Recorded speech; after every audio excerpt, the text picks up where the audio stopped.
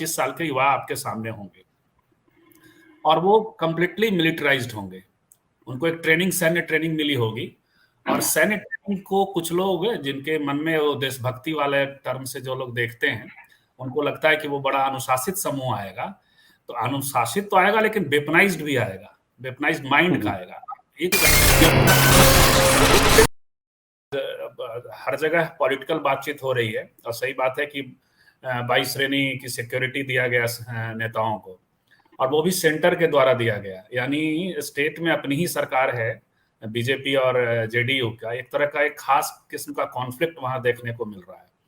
तो ये सारे प्रसंग हैं, लेकिन जो आज हम लोग जिस बातचीत के लिए बैठे हैं, मुख्य कंसर्न वही है कि ये 4 साल बाद युवा समाज में लौटेंगे और वो 26 साल के नहीं होंगे, 18 से 21 तक।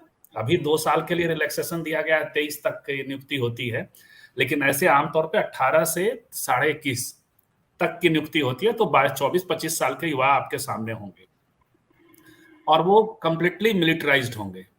उनको एक सैन्य ट्रेनिंग मिली होगी और सैन्य ट्रेनिंग को कुछ लोग जिनके मन में वो देशभक्ति वाले टर्म से जो लोग देखते हैं, उनको लगता है कि वो बड़ा अनुशासित समूह आएगा।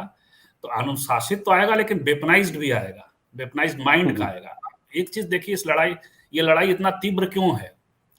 वो जो बच्चे थे उन्होंने मेडिकल निकाल रखा था, कुछ ने कुछ दौड़ कंप्लीट कर रखा था 2 साल से, और 2 साल से नियुक्तियां रुक गई। अपने एक तो ये शारीरिक श्रम के प्रतिष्ठा का भी प्रसंग है, तो खैर वो अलग, उस पर अलग बात करेंगे अगले राउंड में। उस एक सवाल्टन ढंग से भी चीजों को समझने की जरूरत है। लेकिन ये शरीर बल से बड़े मजबूत लड़के हैं। इनकी पढ़ाई नहीं हुई है, इन्होंने सोशल साइंस नहीं पढ़ा है, इन्होंने पॉलिटिकल साइंस नहीं पढ़ा है, तो शरीर बल से मजबूत है। तो अभी तो ये जिस ढंग से लड़ रहे हैं, कोई नेता नहीं है, कोई नेतृत्व नहीं है, और ये भ्रम फैलाया जा रहा है कि राजनीतिक दल, जो विपक्षी राजनीतिक दल है, वो उनको उकसा रहा है। ये भी भ्रम है। यदि इतना ही ताकतवर विपक्षी राजनीतिक दल होते तो बात कुछ और होती। तो कुल मिलाकर अभी तो इनको मिलिट्री ट्रेनिंग नहीं मिली है, फिर भी ये मिलिटराइज्ड ही है।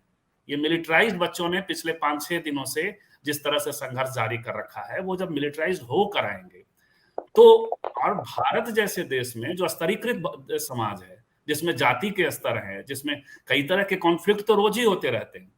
कल्पना करिए कि एक जाति समूह दूसरे जाति समूहों पे बिहार का इतिहास रहा है।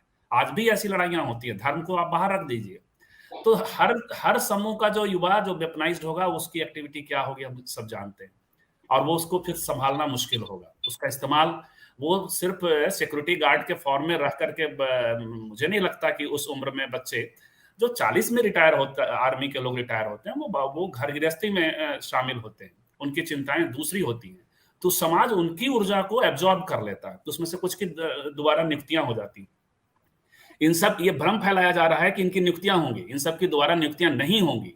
उसका कारण है, अभी एक एग्जाम्पल भी है, मध्य प्रदेश में एक हाईकोर्ट में रिट दायर है, वहां पुलिस में इनको रिजर्वेशन है, लेकिन मात्र एक बड़ी संख्या में पुलिस की नियुक्ति हुई। मुझे संख्या याद नहीं, इसलिए मैं कोट नहीं कर रहा हूं, लेकिन मात्र 6 रिटायर्ड आर्मी मैन की नियुक्ति उसमें होती है।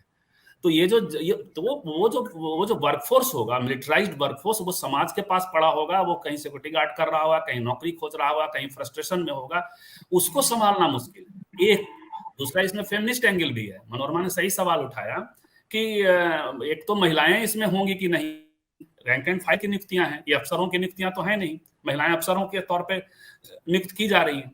अच्छा, ये भी सही है जो विनय जी ने कहा कि अलग अलग फोर्स के अलग अलग सेक्टर होते हैं, जिसमें लॉन्ड्री है,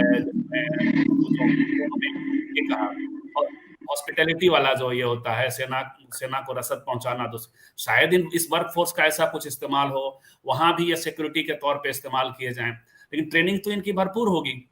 और जो भारतीय सेना के ऊपर बार बार लगातार दुनिया भर के सेना पे आरोप लगता है, भारतीय सेना पे भी आरोप लगता रहा है एंटी वुमन होने का।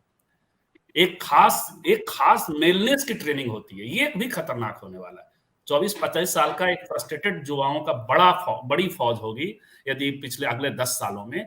तो अगले 10 सालों में भारतीय समाज इसके लिए, मुझे नहीं लगता कि एक ऐसे तैयार होगा कि इनकी ऊर्जा का कोई सकारात्मक इस्तेमाल हो पाएगा। ये एक बड़ा संकट है, और मुझे नहीं लगता कि इस पर कहीं चर्चा हो रही है। पहली चर्चा स्त्री काल पे ही मुझे लग रहा है। तमाम लोग उसके पॉलिटिक्स पे बात कर रहे हैं, रोजगार के एस्पेक्ट से बात कर रहे हैं, कुछ लोगों को उम्मीद दिख रही है इसी बहाने मोदी जी चले जाएंगे, कुछ लोग ये एक टिप्पणी आई थी विनय जी की, और ये विनय जी, ये अजय जी की, ये अजय जी की सिर्फ टिप्पणी नहीं है, वो टिप्पणी हम दिखा भी लेते हैं।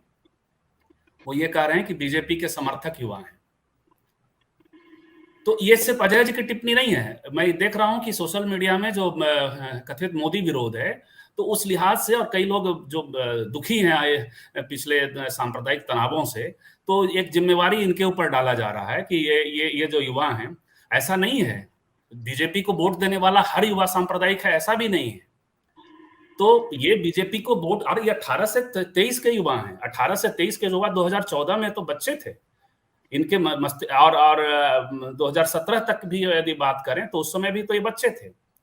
आज जो बच्चे सड़क पे लड़ाई लड़ रहे हैं, तो कुल मिलाकर के इस एंगल से भी देखा जाना ठीक नहीं है कि ये आरएसएस और बीजेपी के हैं, तो इनको तो ये भुगतना ही चाहिए। आज तो बड़ा मास यदि पॉलिटिकली निर्णय ले रहा है नरेंद्र मोदी को या दूसरे लोगों को सेंटर में लेकर आ रहा है, तो इसका अर्थ ये नहीं है कि पूरा का पूरा मास ये शत्रु समूह के रूप तौर पर देखा जाए। एक समाज का मिलिट्राइज्ड, वेपनाइज्ड युवा हो सकता है इनको लाइसेंस भी मिले जैसे आर्मी वालों को मिलता है, आर्म रखने का लाइसेंस शायद, और इसके बिना ये चूंकि पावर कंसर्न होता है उसमें, तो यदि आर्म्ड वेपनाइज्ड आएंगे, तो बिहार ने रणवीर सेना झेला है ना। रणवीर सेना में आर्मी के लोग बताए जाते हैं कि उसमें वर्किंग भी जो छुट्टियों में आते थे बताया जाता है वो लोग भी शामिल थे। तो कुल मिलाकर के ये खतरा है जी।